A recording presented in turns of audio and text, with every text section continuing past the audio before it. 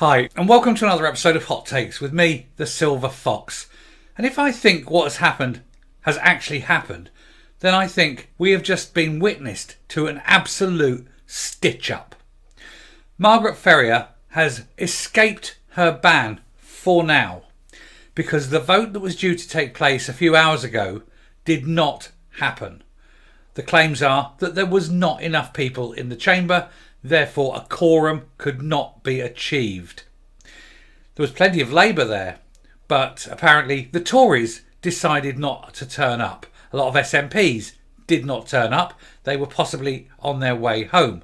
But a lot of Tories did not turn up, and given the ones that had already sort of left for the day weren't around and that, it seemed that there wasn't enough to give that quorum, and therefore there was no legal vote available to be had. And so she's going to have to wait until the start of June, till we get well into June, in fact.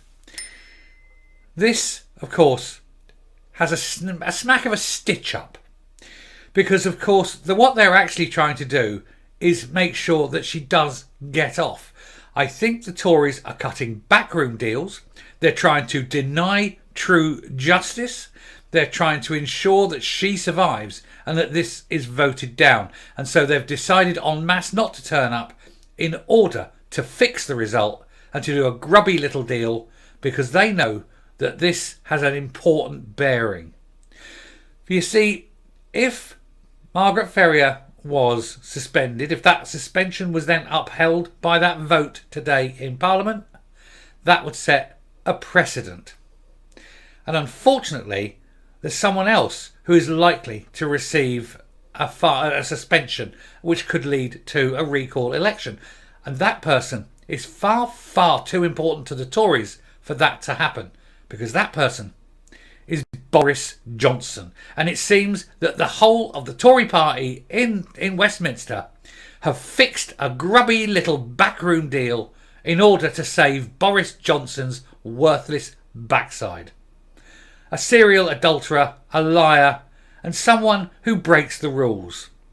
And yet he is being saved because they know they need him. It is horrible. It is a stitch-up. It is an abuse of power, and it is a lack completely of openness, of honesty, of integrity, of all the things that we know politicians lack. This is a sign that they definitely do not have them. And of course, it is the Tory Party that is doing this. They ought to be ashamed of themselves, and they want to make sure that when this vote does go ahead, and go ahead it must, that she is, this suspension is upheld, because otherwise this stitch-up will just stink higher than any other fiasco for a long time. It is disgusting, and it is just wrong. It's just plainly wrong on every level. We're going to take a look at an article now. It's just one of them. There's been a few that have appeared in the paper recently. There's not many actually saying about this stitch-up, but I think as time goes on, others will start putting this stitch-up on. But we'll have a look at this, and it is absolutely awful that this woman is going to get away with it, possibly, or at the very least live for another week or so, and draw public money, draw another salary for another week or so. But it is just an awful stitch-up, and Parliament should hang its head in shame. Let's have a look at this article. So the decision on common suspension for Margaret Ferrier delayed. The motion to approve the ban was not moved by the government on Thursday. The government had to move this, and they elected not to move it, and they said there were too few people around and they couldn't have a quorum, which was a load of crap. Margaret Ferrier's proposed 30-day suspension from the House of Commons for breaching coronavirus rules has been delayed. A motion was listed on Thursday's order paper, which, if approved, would have confirmed Miss Ferrier, Rutherglen and Hamilton West, was suspended from Friday. But Conservative Whip Ruth Edwards replied not moved when asked by the Deputy Speaker Sir Roger Gale to move the motion.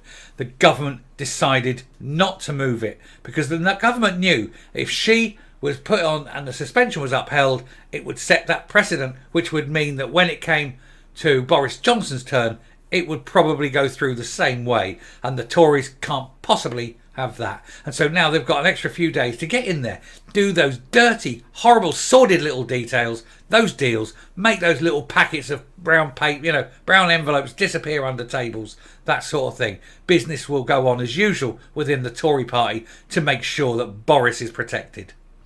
The House of Commons is in recess from the close of business today, which means the earliest the motion can appear on the order paper is Monday, June the 5th. So it gives her like 2 weeks of, more paid expense, sucking off the public teat rather than doing what she should do, which is to... there's a fly in here. So that gives her another 2 weeks on the public teat rather than doing what she should do, which is to resign. But of course that would take integrity and honesty, and there's none of that. Such motions on the proposed suspensions for MP are usually approved on the nod and without the need for a formal vote, although they can be contested. And it is understood the motion will be rescheduled amid suggestions that there were not enough MPs present to conduct a vote. And that is a lie. Erskine May, the Guide to Parliamentary Procedure, states the House is quorate if 35 MPs vote in a division. A Labour source, the government had bottled it and pulled the vote amid fears it could have been defeated. They pulled the vote because they knew there was enough people there for the quorate, for a quorum to make that vote legal, but they knew that's only if it was proposed. They did not move the motion and therefore it couldn't go for a vote. So they say, we didn't put it because there weren't enough MPs there. There were enough MPs. The government have lied and they have bottled it as claimed because they cannot have a precedent set saying that a woman or any MP who breaches COVID rules gets a 30-day suspension, not while Boris Johnson's arse points downwards. Ms Ferrier, a former SNP MP who now sits as an independent, could face a by-election after she breached the COVID rules in 2020. We know why. We've done all this. Labour MP Chris Bryant, who chairs the Standards Committee, wrote on Twitter, "I'm angry that the government pulled the motion to approve the Standards Committee on Margaret Ferrier. I don't know what the rationale was, but we should have had the motion on Tuesday or Wednesday. And yet again, the government proves itself incompetent in upholding standards." Oh, upholding double standards. Yes, it's okay for them to break the rules, but not anyone else. But hang on a minute. If we punish her, we've got to punish Boris. So let's let her off. Let's change the rules. Let's make sure we don't get Boris fired. This is disgusting. And they could have done it on Tuesday. They could have done it on Wednesday. They waited till the last possible moment on a Thursday afternoon before a recess. The timing is deliberate and the timing is fixed. Anyone who claims that the Tories are honourable is lying. He went on to say, "I gather some Tory MPs intended to vote against the motion, despite the fact that Ferrier appealed to the independent expert panel, chaired by a former High Court judge, which rejected the appeal. And it feels sometimes that Parliament is determined to bring itself into disrepute. Why would it have these rules? Why would it have these standards? And then when people break them, they would be voted that those standards can be broken and that the rules are not there for them. What they're saying is the rules apply to you, but not apply to me." This is awful, isn't it? An MP who misses 10 sitting days due to suspension is at risk of a by-election, but 10% of voters in their constituency must sign a recall petition. There has never been a recall petition in Scotland since the procedure was introduced in 2015. Shadow Scottish Secretary Ian Murray said that the motion against Margaret Ferrier was pulled today is a deeply disappointing development for the people of Rutherglen and Hamilton West, and it shows total and utter Tory government incompetence. I think it shows more. I think it shows corruption. I think it shows dishonesty. I think it shows fear. That's what it is. You have got a bunch of scared children who are lying and hiding the truth and doing everything they can to stir up the pot to try and protect the serial liar and serial adulterer, a man who doesn't even know how many children he's had, from losing his seat or potentially having to fight for the election. Anyway, it went on. A grubby backroom deal between Ferrier, nationalists and Tories who don't want Boris Johnson to suffer the same fate has presented prevented the democratic process from taking place.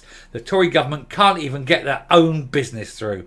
This is an unholy alliance. Who would have thought that the SNP and the Tories would work and connive and make secret deals to protect Boris Johnson? Unbelievable, isn't it?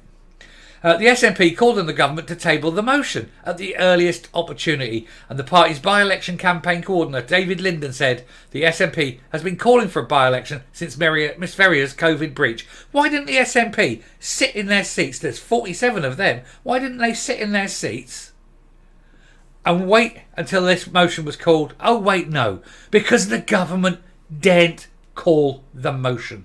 There was enough MPs in there. The government said there wasn't. You can look at the footage.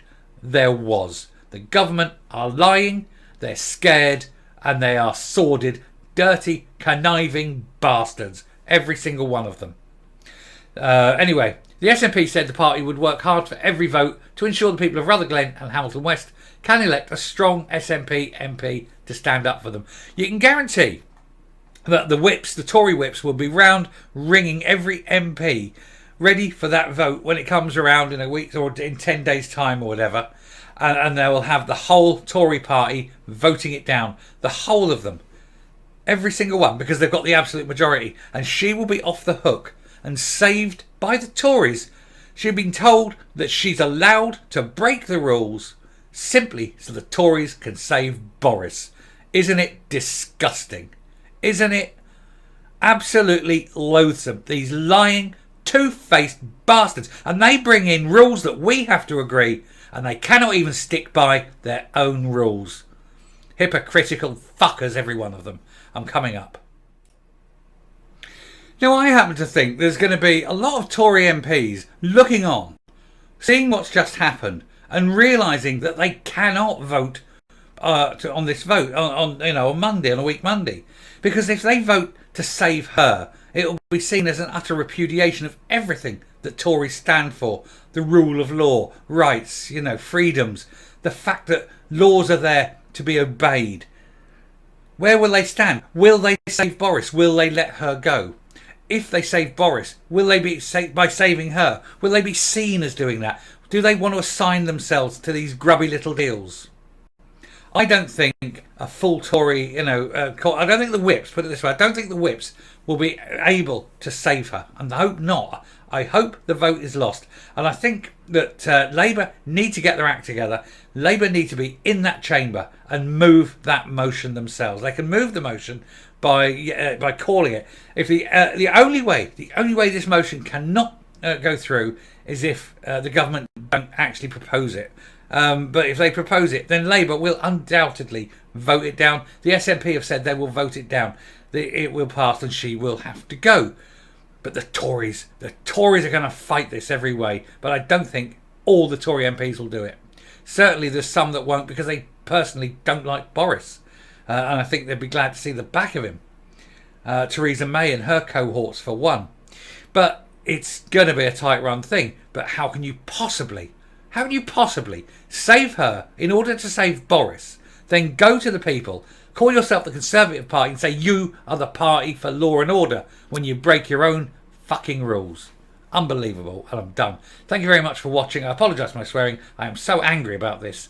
And it makes me look a fool, because I sat there, I did a video hours ago saying that she should be out by today. And then this shit goes down where they refuse to even push the motion on because they know it sets a terrible precedent for the Tory party. Bastards. Thank you very much for watching. If you like what you see on the channel, please hit that subscribe button. I don't always get that angry. If you're not a regular viewer, you will appreciate it. Just the anger of this one. If you are a regular viewer, hey, you know. Anyway, until next time, stay safe, stay well.